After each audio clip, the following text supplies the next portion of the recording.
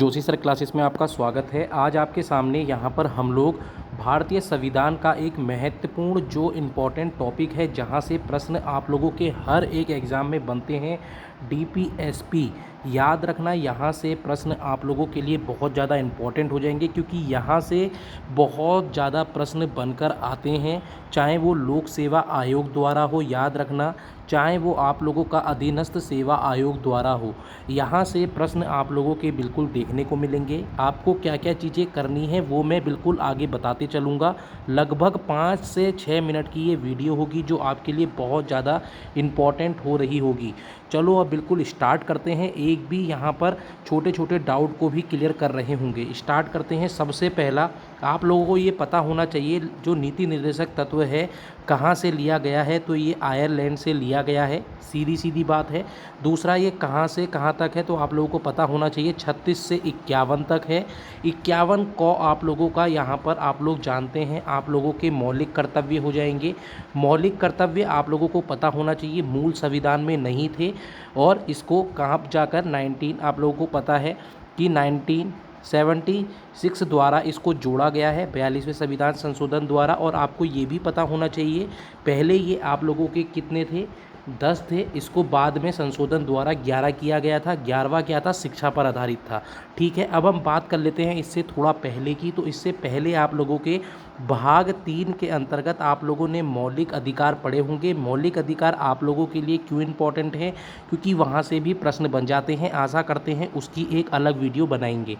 ठीक है, स्टार्ट करते हैं। राज्य के नीति निर्देशकता तो जल्दी जल्दी करेंगे, बुरा मत मानना। पॉइंट इसलिए क्योंकि आप लोगों को ये रिवीजन की क्लास है, जल्दी जल्दी करेंगे। उसके बाद आप लोगों को कुछ महत्वपूर्ण चीज़ें भी यहाँ पर मैं बताते चलूँगा। सबसे पहला 36वां आर्टिकल क्या कहता है, ये राज्य की परिभाषा देता है। राज्य की क्या परिभाषा होगी, वही परिभाषा होगी आप लोगों को पता है कि जो आप लोगों के आर्टिकल 1, 2, 3 में दे रखी है। इस चीज़ को यहाँ पर आप अच्छी तरह देख लेना, ये महत्वपूर्ण है। अगर मैं आप लोगों से कहता हूँ इस भाग में अन्विष्ट जो तत्व हैं लागू होना अनिवार्य है, ये किसके द्वारा है, इस चीज़ को आप लोग देखेंगे। ये आर्टिकल 37 के द्वारा है, जो न्यायालय द्वारा अपरिवर्तनीय है। याद रखना, इसको चेंज नहीं किया जा सकता, याद रखना है, बहुत ज़्यादा इम्पोर्टेंट है।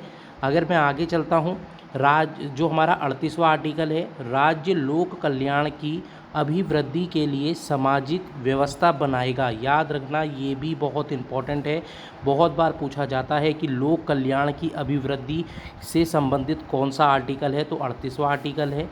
अगर मैं बात करता हूँ इसी के अंतर्गत आप लोगों के लिए जो हो जाता है 39वां आर्टिकल, ये भी बहुत ज़्यादा महत्वपूर्ण है, क्योंकि यहाँ से प्रश्न बनते हैं। राज्य भौतिक अभौतिक साधनों के संकेंद्र को रोकेगा। राज्य महिलाओं और बालकों व पुरुषों की सभी अव्यवस्था ध्यान रखेगा। सामान्य कार्य और समान वेतन के लिए व्यवस्था बनाई गई है।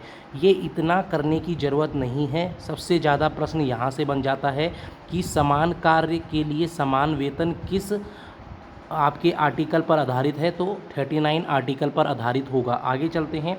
39 को याद रखना, ये भी महत्वपूर्ण है, क्योंकि इसमें आपको समान न्याय और निःशुल्क विधिक सहायता यहाँ पर दी गई है। ये है सामान्य कार्य के लिए समान वेतन, याद रखना। और ये है आप लोगों का सामान्य न्याय निःशुल्क विधिक सहायता है। अगर आपको इसको डीप में पढ़ना है तो मैं इसकी एक अलग से वीडियो लेकर आऊँगा, अभी सिर्फ रिवीजन क्लास है। ठीक है, बात करते हैं ग्राम पंचायतों का गठन। याद रखना, ये गठन की बात की गई है। यहाँ पर ग्राम पंचायतों के गठन की जब भी बात आएगी तो आर्टिकल 40 के अंतर्गत ये आएगा। अगर मैं बात करूँगा 41वें की, तो आपका 41वां क्या होगा, कुछ दशाओं में यहाँ पर काम, शिक्षा, लोक सहायता पाने के का अधिकार, राज्य आर्थिक और शैक्षिक दृष्टि से पिछड़े वर्ग का विशेष ध्यान रखेगा। अगर मैं बात करता हूँ इसी क्रम में 42वां आर्टिकल क्या कहता है, काम की न्याय संगत और मानवोचित दशाओं का तथा प्रसूति सहायता उपबंध कराना, ये इसके अंतर्गत। याद रखना, यहाँ पर आप लोग जानते हैं कि महिलाएं जब गर्भावस्था होती हैं तो उसमें छुट्टी से संबंधित इसी के अंतर्गत आता है, वो ये आर्टिकल है। अगर मैं बात करता हूँ 43वां, याद रखना 43वां इम्पोर्टेंट है, कर्मकारों के लिए निर्वाह मजदूरी आदि इसके अंतर्गत आएगा। एक जो 43वां क है ये बहुत महत्वपूर्ण है, ये यहाँ से इम्पॉर्टेंट है, बहुत बार पूछा जाता है कि 97वें संविधान संशोधन के तहत जो 2011 में हुआ उसमें क्या जोड़ा गया था, सहकारी समितियों को जोड़ा गया था। ये इम्पॉर्टेंट है। सहकारी समितियाँ कितनी होती हैं आप मुझे कमेंट सेशन पर बताएंगे। आगे चलते हैं। अगर मैं बात करता हूँ 44वें की, मोस्ट इम्पॉर्टेंट है, यहाँ से प्रश्न लगभग 12 से 14 बार हर कोई सा भी आप पेपर उठाकर देख लें, यहाँ से प्रश्न जरूर आया होगा। जब भी डीपीएसपी पूछा जाता है तो आपको पता है एक समान कानून के लिए समान नागरिक संहिता 44वें के अंतर्गत है। 45वां इम्पॉर्टेंट है, बालकों के लिए निःशुल्क और अनिवार्य शिक्षा का उपबंध कराना। आगे चलते हैं। अगर हम बात करते हैं 46वें की, अनुसूचित जाति, बहुत इंपॉर्टेंट है 46वां। ये भी प्रश्न बन जाता है कि अनुसूचित जाति यानी एससी की बात हो रही है, अनुसूचित जनजाति यानी एसटी की बात हो रही है, अन्य दुर्बल वर्ग आप लोग जानते हैं ओबीसी की बात हो रही है, कि शिक्षा और अर्थ संबंधी हितों के लिए जो भी प्रावधान दिए गए हैं वो किसके अंतर्गत दिए गए हैं, यहाँ पर आप लोगों के 46वें के अंतर्गत दिए गए हैं। ये बहुत इंपॉर्टेंट है। इन तीनों से जितने भी आर्टिकल आपके संविधान के अंतर्गत हैं ये बहुत इंपॉर्टेंट हैं, इनको मैं अलग से एक दिन लेकर आऊँगा। आगे चलते हैं। 47वां जो आपका आर्टिकल है ये भी बहुत इंपॉर्टेंट है, पोषाहार याद रखना, यानी पोषाहार आप लोग समझते हैं, समस्त जितने भी भोजन होते हैं भोजन के अंतर्गत आप लोग जानते हैं प्रोटीन इंपॉर्टेंट होता है, कार्बोहाइड्रेट इंपॉर्टेंट है, वसा इंपॉर्टेंट है। जब ये सारी चीज़ें मिलती हैं तो एक पोषाहार हो जाता है। जीवन स्तर को ऊंचा करने के लिए, लोक स्वास्थ्य को सुधार रखने के लिए ये एक राज्य का कर्तव्य होगा। याद रखना जितनी भी स्वास्थ्य संबंधी होगी वो इसी के अंतर्गत आएगा। आगे चलेंगे 48वें की, तो 48वां कृषि और पशुपालन से संबंधित है। और जो 39वां है राष्ट्रीय महत्व, जैसे स्मारकों, स्थानों, वस्तु के संरक्षण देना, यानी कोई भी आप लोगों का यहाँ पर अगर रोड में अगर स्मारक है तो उसका संरक्षण हमें करना चाहिए, स्थानों का करना चाहिए। अब आगे चलते हैं, कुछ महत्वपूर्ण चीज़ें हैं इसके अंतर्गत, ठीक है। तो आगे चलते हैं। जो 50वां है आप लोगों का, कार्यपालिका से न्यायपालिका का पृथक्करण, इसको भी मैं इम्पोर्टेंट कहूँगा। देखो जो जो मैंने इम्पोर्टेंट बताए हैं उनको आपको मुँह जवानी अच्छे से रटना है। आगे चलते हैं। 51वां बहुत इंपॉर्टेंट है, अंतर्राष्ट्रीय शांति और सुरक्षा से संबंधित आर्टिकल है, इसको आगे देखेंगे। यहाँ पर आप लोगों के लगभग 36 से लेकर 51 जितने भी आर्टिकल थे वो मैंने कंप्लीट करा दिए। अब हम एक छोटी सी चीज़ और देख रहे हैं, उसके बाद अपनी वीडियो को यहीं पर समाप्त करेंगे। वो है मौलिक अधिकार तथा नीति निर्देशक तत्व में भेद क्या है, अर्थात यहाँ से प्रश्न बनकर आते हैं।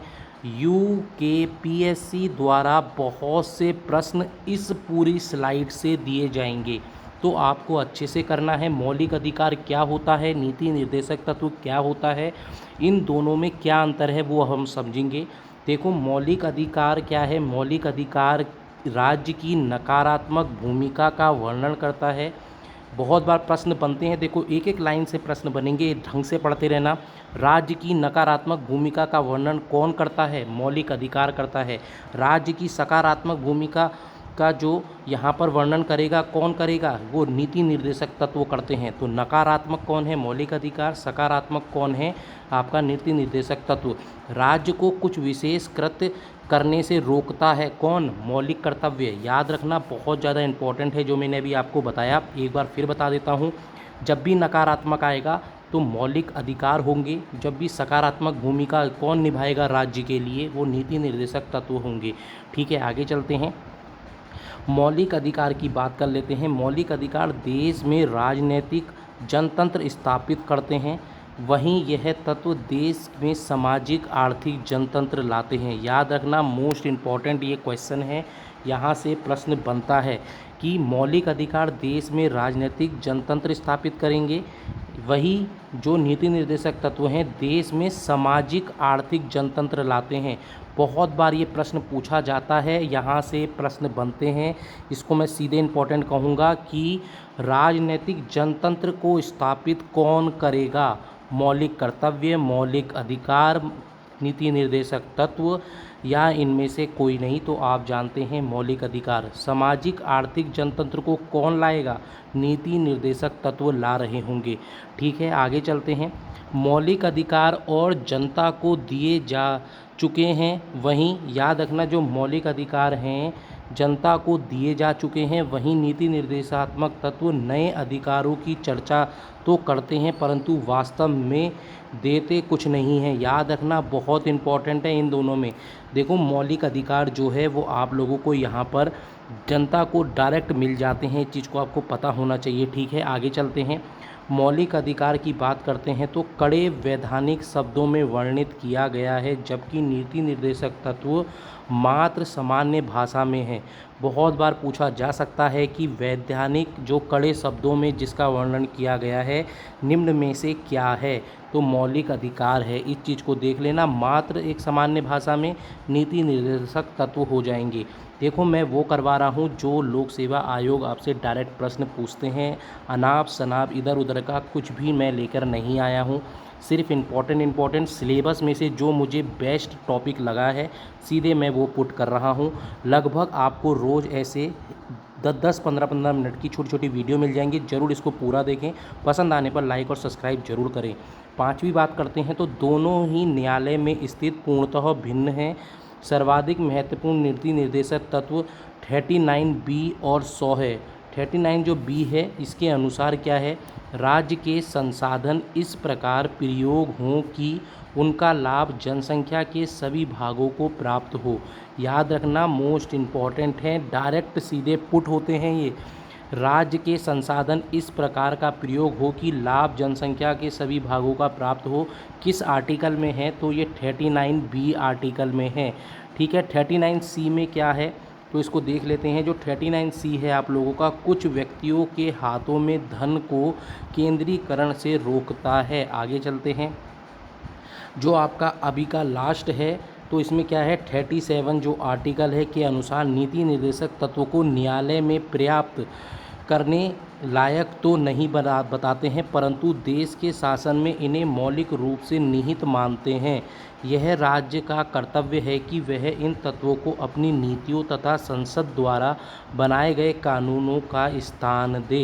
याद रखना कि नीति निर्देशक तत्व जो है न्यायालय से प्राप्त नहीं किए जा सकते परंतु देश के शासन में मौलिक रूप से निहित होते हैं। इस चीज़ को आपको ध्यान रखना है।